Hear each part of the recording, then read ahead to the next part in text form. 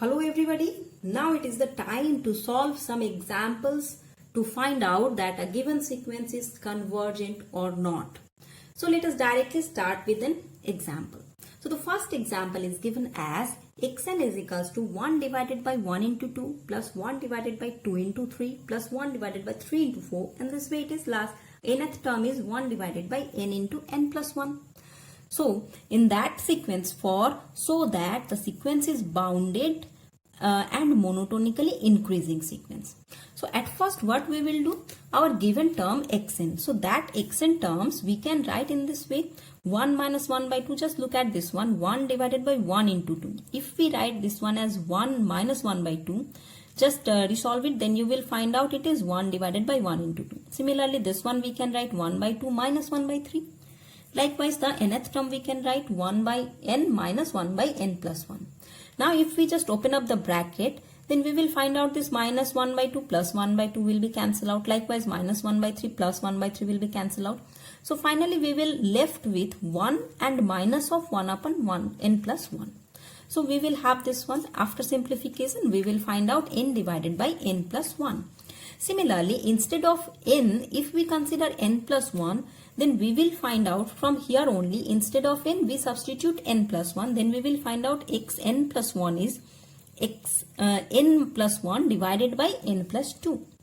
Now, if we take the subtraction of these two, that means n plus 1th term minus of nth term. So, if we do subtraction this one, then we will find out it is 1 divided by n plus 1 into n plus 2. As n is the positive, so that this entire term is a positive term, this is greater than 0. What does it mean? That we can write, as this one is greater than 0, we can say xn plus 1 is greater than xn. So if xn plus 1 is greater than xn, that means we can say the given sequence is monotonically increasing sequence, because n plus 1th term is greater than its previous term. So now xn greater than 0, since we know that xn value is n divided by n plus 1. N is the natural number, positive number. So n divided by n plus 1 always greater than 0. Also, if we consider n plus 1 is equals to n upon n plus 1, so then this ratio is less than 1, because n definitely less than n plus 1.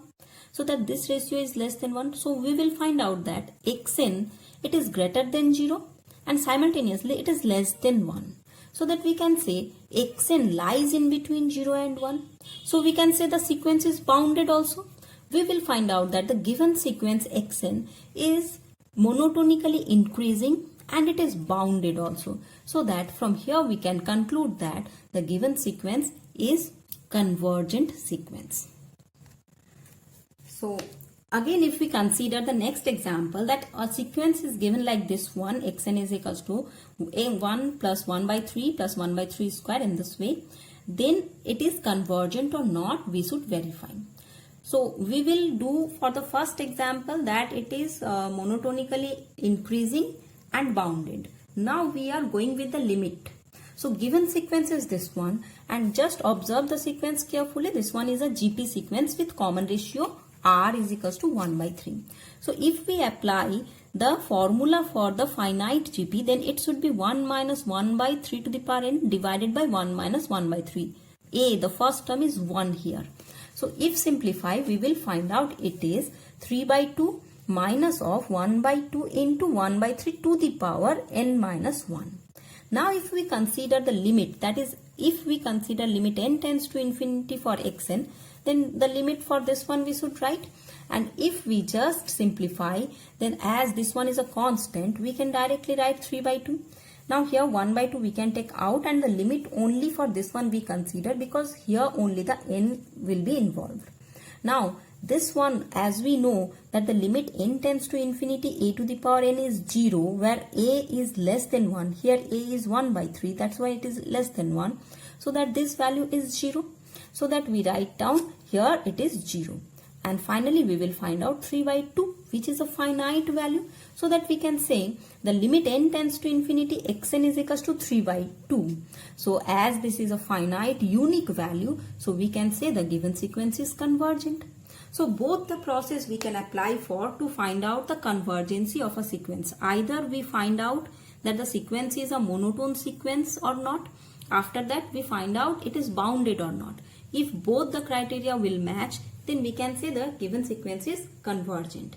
Otherwise, we directly find out the nth term of the given sequence and take the n tends to infinity for that. That is the xn tends to infinity, xn for n tends to infinity. And if this limit giving us a finite value and a unique finite value, then the given sequence is convergent. Now should go for the next example.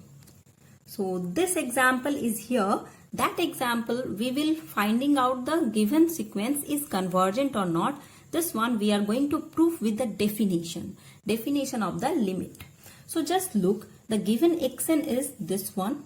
So this xn for we can write xn minus 2 is equals to minus 1 to the power of n.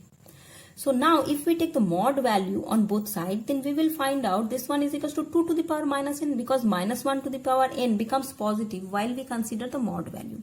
Now we say this one is less than epsilon, where this epsilon is a positive number and a very small number. So if this 2 to the power minus n is less than epsilon, then we can write 2 to the power n is greater than 1 upon epsilon. It is just the inequality property. Now if we take log on both sides, then we can write n into log 2 is greater than log of 1 by epsilon. So n is equals to, we can find out log 1 upon epsilon divided by log 2. So n we will find out. So thus by choosing an integer capital N which is greater than this small n, then we can say that this mod xn minus 2 is less than epsilon for all n greater than n. This is our definition of the limit. So as this definition satisfying for this one, we can say that the limit n tends to infinity xn is equals to 2, which is a finite number. So we can say that the given sequence is convergent and it is converges to the value 2. Now it is one more example here. So one question is this one. If the sequence is root 2 under root 2, then root 2 under root 2 under root 2. If this type of sequence is there, then prove that this sequence is convergent and it is converges to the value 2. So how to prove that? Here what is given? Just observe the sequence carefully. x1 is root 2. x2 is root over of 2 under root over of 2. So that root over of 2 we can say it is x1. So we can write it is root over of 2 into x1. Likewise x3 for we can write it is root over of 2 into x2 and so on. Now if it is xn is the nth term, then we can write xn is equals to root over of 2 into xn minus 1, and xn plus 1 is equals to root over of 2xn. So now if we take the square of these two, then we will find out xn square is equals to 2 into xn minus 1, and here xn plus 1 its whole square is 2 into xn.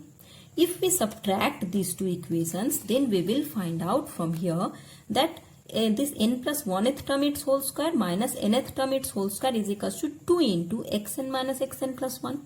This one is the formula a square minus b square. If we just expand the formula, then we will find out this one.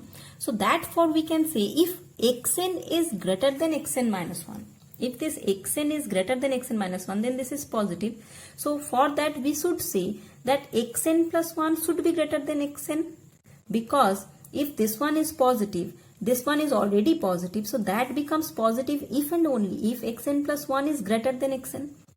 So in the given sequence, if we observe the terms, then we will find out that our xn term or the first term is root 2. That is definitely a positive term. So that we can say, and the second term is root over of 2 root 2. So that one is again the greater than this one. So we can say x2 is greater than x1. So if it is so, then definitely we have to consider that this one x1 is greater than xn minus 1. So if it is so, we will say that the given sequence is monotonically increasing sequence. Again, if we consider xn plus 1 its whole square is equals to 2 into xn, and xn plus 1 is greater than xn, so that from here it is very obvious that xn square should be less than 2xn. Is it or not? Xn plus 1 is greater than xn, and we will find out its whole square is equals to 2xn. So instead of this one, we can replace it by this one with this less than sign because of this one. Now, if we take this one in the same side and simplify, then we can say xn into xn minus 2 should be less than 0. That will imply that xn should be less than 2. Again, any term of the given sequence is positive. That means that is greater than 0. So we can say xn should lies in between 0 and 2. Thus, the given sequence is bounded also.